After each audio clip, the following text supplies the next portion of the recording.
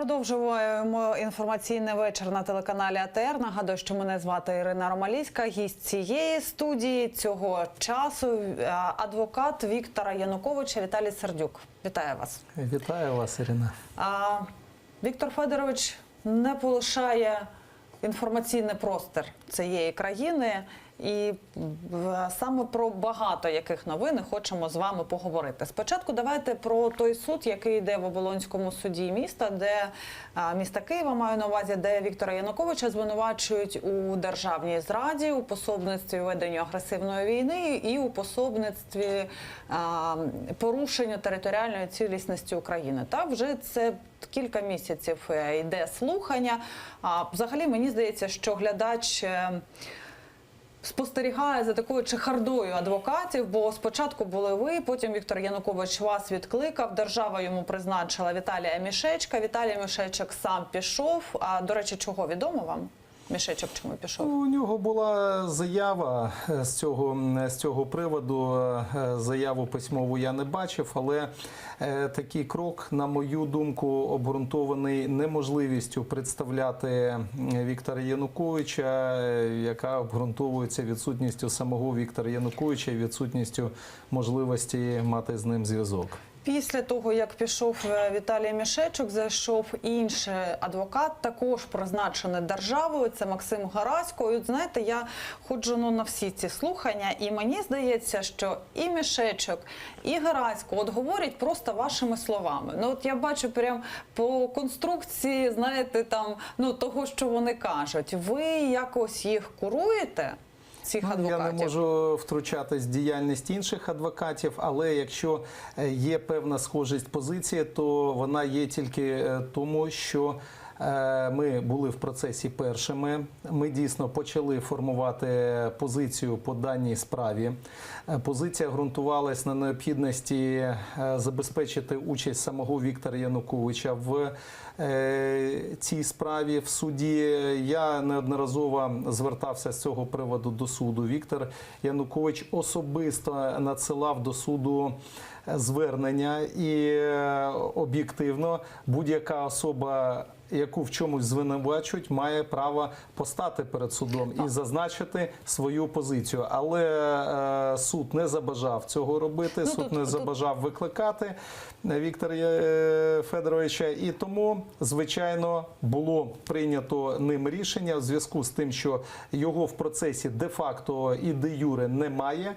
Було прийнято рішення відкликати адвокатів, тому що адвокат не може захищати того, кого нема в справі. Ваша позиція, що суд має задіяти цю процедуру, яка прописана в нас в законі, а саме звернутися офіційно до Російської Федерації, аби Віктор Янукович по скайпу, наприклад, точніше не скайп, а за спеціальною системою відеозв'язку, наприклад, з Ростовського суду, вийшов на зв'язок з українським судом. Тут треба сказати, що суддя не раз відмовляв вам і іншим адвокатам, кажучи про те, що так як Янукович підозрюється в пособництві саме Росії, тож цю країну саме в цієї кримінальній справі не можна просити про допомогу. А чому він не може приїхати? Я одне слово скажу, що таке мотивування суду, воно не стало для нас несподіванкою, бо після того, як Віктор Янукович провів і надав покази в Святошинському суді по справі Беркуту, я маю достовірну інформацію, що в Генеральній прокуратурі і вищих ешелонах влади було прийнято рішення ні в якому разі не допустити повтору, ні в якому разі не забезпечити ще одного такого суду, де Віктор Янукович особисто виступав. Тому всі відговорки суду, вони не мають нічого спільного із вимогами Європейської конвенції, нормами права. Це політичне рішення. Віктор Янукович не може приїхати, якщо він так хоче взяти участь в цьому суді? На сьогоднішній день протистояння між моїм клієнтом і представниками діючої влади загострилось. Були подані заяви про вчинення державного перевороту. Подана заява про притягнення Генерального прокурора до кримінальної відповідальності. Ряд інших процесів, які створюють безпосередні підстави вважати, що життю та здоров'ю мого клієнта продовжує існувати небезпека, він продовжує залишатись найбільш небажаним свідком в судах. Він боїться, що на нього буде напад. Ні, він нічого не боїться і не боїться нападу. Він... І я, як його представник, відверто заявляємо, що на сьогоднішній день держава не зможе забезпечити належний рівень безпеки для того, щоб захист мав можливість, і Віктор Янукович мав можливість виступити в суді. Загроза від кого буде? Загроза буде від тих осіб, які, по-перше, вчинили замах на життя Віктора Януковича, не знайдені і не притягнуті до кримінальної відповідальності. Те, що Віктор Янукович запевняє, що це був замах, офіційно це не підтверджено. Добре. Ні, стосовно цього приводу внесені відомості до єдиного реєстру. Це ж не підтвердження, Віталій. Є рішення суду, яке зобов'язувало це зробити, і є ряд доказів. Якщо буде цікаво, я надам копії протоколів допиту охоронців, які були як постраждалі від вогнепальних пострілів, так і були очевидцями тих подій. Добре. Тобто ці матеріали повністю є, вони можуть бути надані студії. Загрозу він відчуває? Загроза виходить від осіб, які звинувачуються моїм клієнтам у насильницькому захопленні влади на території держави. Влади, я так розумію. Так? І А хто має йому гарантувати безпеку, щоб він все ж таки відважився приїхати в Україну? Має гарантувати безпеку правоохоронна система. Передусім, це органи поліції, органи служби. Аваков, якщо скаже, я гарантую особисто безпеку Віктору Януковичу для того, щоб він приїхав на суд. Арсен Аваков є одним з фігурантів якраз справи і матеріалів, щодо яких Віктор Янукович звернувся із заявою про насильницьке захоплення влади.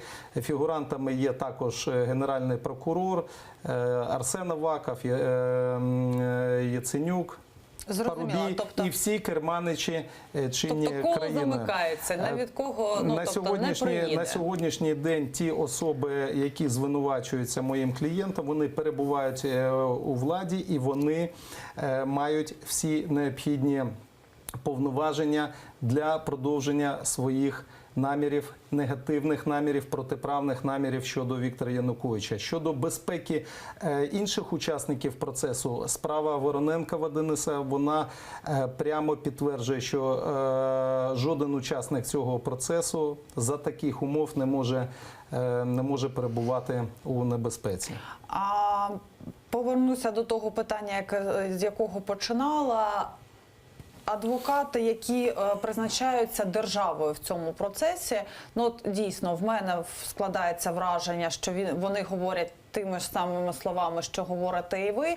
І багато тих, хто спостерігає за цим процесом, таке саме відчуття. І всі, багато хто говорить про те, що Віктор Янукович чи ваша фірма їх просто перекупає.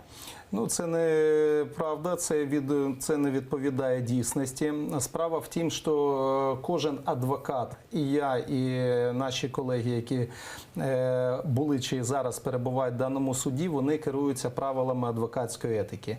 Вимога правил, вона прописана чітко і однозначно. Адвокат до того, як почати захист клієнта, має провести з ним першу зустріч. Він має погодити позицію, з'ясувати, чи визнає клієнт, чи не визнає вину. Як це ж навіть звучить так, конфіденційне побачення. Перше конфіденційне побачення. І крім того, держава для адвокатів, що надають допомогу від імені безкоштовно, встановлює додаткові правила.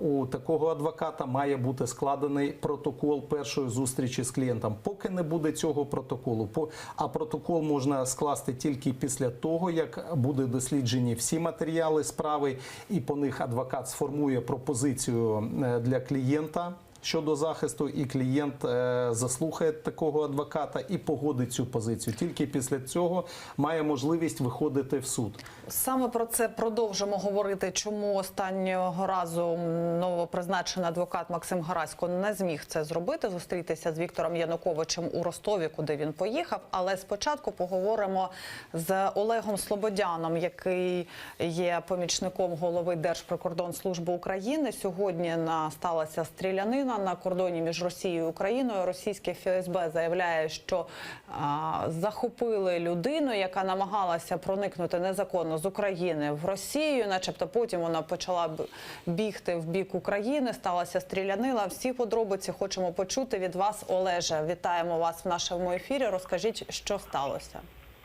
Доброго вечора. Що сталося, власне, ми зараз ще продовжуємо виясняти. Дійсно, ми отримали повідомлення від російських прикордонників про те, що нібито вони затримали громадянина України, який чинив злісний спротив, і тому росіяни змушені були застосувати зброю. Ми впродовж дня фактично вивчали цю інформацію, вдалося встановити вже під вечір, що, можливо, мова йде про мешканці одного із прилеглих сіл на Сумщині, прилеглих сіл до кордону. Якщо це цей громадянин, про якого йде мова, то він потрапляв в поле зору прикордонників як дрібний контрабандист, який сприяв у переміщенні, переважно це продукти харчування в невеликих обсягах, товари широкого вжитку із Росії до України. Однак у нього зброї не було і жодним чином в поле зору правоохоронних органів як людина, яка може переміщувати зброю чи боєприпаси, він також ні разу не потрапляв. Тому, в принципі, питання, що сталося, знову ж таки, на території Російської Федерації з громадянином України, якщо це дійсно він, залишається відкритим.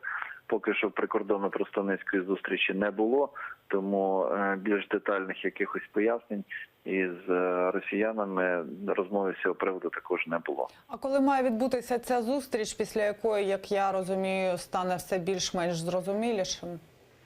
Ми запропонували провести цю прикордонно-представницьку зустріч, поки що росіяни не узгодили час, не відповіли згодою для проведення цієї зустрічі. Дякую дуже. Олег Слободян з останньою інформацією про сьогоднішній інцидент на кордоні України і Росії. Це був спікер Держприкордонслужби України. Ми повертаємося в студію. Віталій Сердюк, адвокат Віктора Януковича.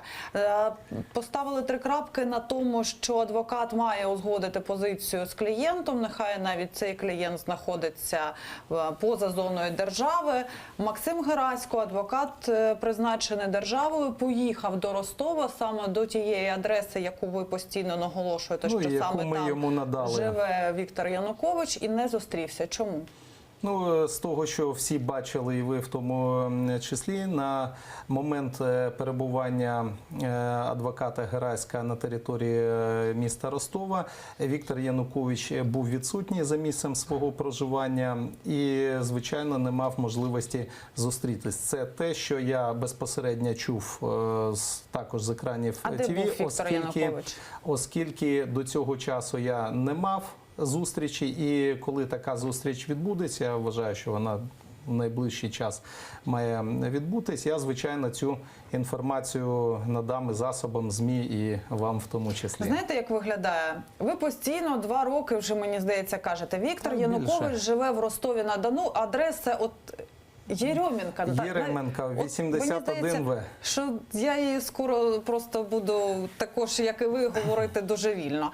Але туди кілька разів приїжджали українські журналісти з різних каналів. Жодного разу там Януковича не зустріли. Тут навіть адвокат, який взяв цю адресу у вас і який з вами на контакті, їде туди, і знову Януковича там немає. Не так, як повністю представляється. З того, що я чув, знову ж таки, з залу судових засідань, він прибув, він мав спілкування з охороною, він отримав підтвердження про те, що Віктор Янукович проживає від охорони, яка сказала, точно тут звичайно, живе. Від охорони, звичайно, об'єкт охороняється, тому що небезпека для життя зберігається і за територією нашої країни. Тому дійсно ті факти, які привіз з собою Максим Герасько, вони ще раз підтверджують, що це є дійсна адреса. Віктор Янукович там безпосередньо проживає постійно. Він в мене не вдалося погодити цю зустріч, тому що для цього треба було б їхати мені, і графіки не співпадали. Але те, що ця адреса дійсна, в тому числі підтвердив і наш колега Максим Гераська за результатами свого візиту. Слово проти слова. Ну, точніше, фактаж журналісти, які приїжджають, адвокат, який приїжджає, і там немає Віктора Януковича, проти вашого слова, що він там живе. Не тільки моє слово, в мене цілий пакет документів, починаючи з посвідки про тимчасове проживання. Дайте вже там живого Януковича, який покаже, тут в мене кухня, тут інше. До речі, я ваше прохання обов'язково під час нашої найближчої зустрічі передавала вже ж кілька разів, да, що давайте побачимо там Віктора Януковича. Якщо цікавість до даної теми є цікавість до зустрічі, звичайно, я передам це бажання. В пресі виникали питання, де він живе, і з'являлися навіть адреси в Баковка, селище Баковка під Москвою. Видання «Медуза» російське дослідило, що ось це відео, це журналіст, якщо його можна так назвати, Олівер Стоун знімав так зване кіно «Україна в вогні», і от він начебто писав це інтерв'ю в тій самій резиденції, за даними журналістів «Медуза», яка знаходиться у селищі Баковка під Москвою. Вони співставляли інтер'єри, на вулиці якийсь там паркан був такий самий. Що можете про це сказати? Тобто ви бачили точно ці фото, вони дуже схожі. Я можу сказати, що це цікавий і дуже глибокий фільм, який українська влада... Давайте не будемо з вами сперечатися, я його дивилася. За моєю інформацією, заборонили для показу на території України. До вас, звичайно, можуть виникнути питання за демонстрацію навіть без звуку. Я дивилася цей фільм, в мене про нього геть інша думка, але про інтер'єри. Щодо інтер'єру, коли цей фільм записувався, я не був поруч, не приймав участі у його зйомках і не можу нічого сказати про інтер'єр приміщення, але можу достовірно ще раз підтвердити як документами, цілим рядом документів і офіційними відповідями, якими отримувала Генеральна прокуратура України від своїх колег, про те, що єдине дійсне місце проживання, те, про яке щойно ми розповідали. Туди, куди їздив Герасько. Такі інтер'єри є в Ростові? В тій резиденції в Ростові? Ні. Тобто це фільм, який знімався в певному іншому приміщенні. Якщо це викликає таку цікавість, якщо не забуду, поцікавлюсь і цим питанням. Але більш цікавим, я думаю, якщо мова стосується справи, яка розглядається Болонським судом, в тому, що і якщо ви слідкуєте за даною справою, що Генеральна прокуратура повністю своїми ж навіть доказами спростувала будь-яку причетність Віктора Януковича до інкримінуємих йому дій. Тут давайте про головний доказ, про лист Віктора Януковича Володимиру Путіну, який був продемонстрований у березні написане 1 березня 2014-го. Ми можемо можемо також його побачити на нашому екрані. От ми зараз бачимо, є він, цей лист, його опублікувало видання «Цензор». І процитую. Как законно избранный президент Украины, заявляю, события на Майдане, незаконный захват власти в Киеве привели к тому, что Украина оказалась на пороге гражданской войны. В стране царят хаос, анархия, жизнь, безопасность и права людей, особенно на Юго-Востоке и в Крыму, под угрозой. Под воздействием западных стран осуществляется открытый террор и насилие. Люди преследуются по политическим и языковым признакам. Ключевая фраза в цьому листі звучить так. В этой связи обращаюсь к президенту России Владимиру Владимировичу Путину с просьбой использовать вооруженные силы Российской Федерации для восстановления законности, мира, правопорядка, стабильности и защиты населения Украины. Что неправда в этом письмі написано? Давайте ми не будемо розмірковувати. Я все ж таки хочу від вас чути юридичну позицію, не політичну, бо от з політиками хочу про політику говорити. В этой связи обращаюсь к президенту России Путину с просьбой использовать вооруженные силы Российской Федерации. Саме Да. цю фразу Для- закидають Віктору Януковичу як прохання ввести війська в Україну. Так, дякую, що ви повністю, то багато політиків, і в тому числі Генеральний прокурор, обмежується лише цією фразою, Ну, вона вирваною з ключова. контексту. Ця заява, по-перше, і відомості, які в ній мали і знаходяться, вони відповідають дійсності. Це повністю щодо першого абзаца. Віталію, от просто не хочу, в нас не дуже багато та обстановка, часу в якій говорити про діяв політику. і яка на той час була в Україні, вона повністю і чітко відображена в першому абзаці цього листа. Щодо другого абзацу, я думаю, ви, слухаючи справу, бачили висновок експертизи, лінгвістичної експертизи, яка була представлена Генеральною прокуратурою, в тому числі експертиза даної заяви. Якщо я скажу, що дана заява несе виключно миротворчий характер і була спрямована не на зміни меж території України, а на захист населення України, ви скажете, це каже лише адвокат Віктора Януковича.